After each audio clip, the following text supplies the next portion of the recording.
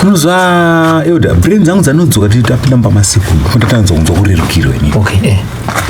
No, kana mama akati asina vanhu vanga vachihotsira. Tahotsira tese.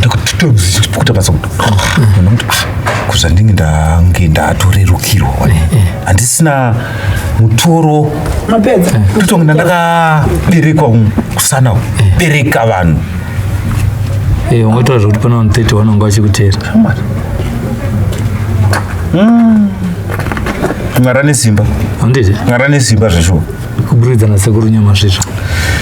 Right. Nyaya yaSekuru iyo ndiyo yandoda kunyasotaura kuti Sekuru vabateni makumi maviri zviwa. Ndiri mwana mudiki hangu ndozvinhu zvacho ndogona kutadza kunyatsoti nemo hangu but ava Sekuru vane power. Mwari, ungochinzwa kuti wakatanga kufambiwa, waitonzwa kufamba kubva apa. Kunosvika kunoti pana apa, wotogarwa. Waitotraya kuda kusvipa chinhu chacho asi uchitadza kuita sei? Pesera wakukwenya nekunze asi uchinzwa kuti dambudziko riri mukati. Unofana kuti gonye iroro. Ndo rinoda kuti ugone kurisvipa. Uri muno mudare wakadaro nyaya yedu yafamba zvakaita sei? Ndo yaiva communication yaiziva kuti uri papi, ndo yaikutina, ndo remote yavaishandisa pakufamba newe uchishaika. Handitika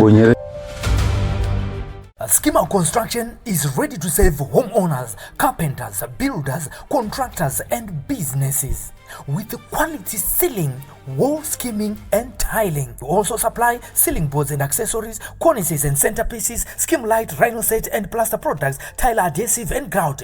We also provide professional ceiling design and construction services for residential and commercial properties, from stylish modern ceiling concept to expert installation and finishing. Whether you are building from scratch, renovating or upgrading your ceiling, Schema Construction is your trusted partner for quality materials, reliable workmanship and impressive results. Contact us for quotations, prices and bookings on the numbers on your screen, or visit us along Gweru Road opposite Metro Pitch behind Housestead Brothers in Gweru.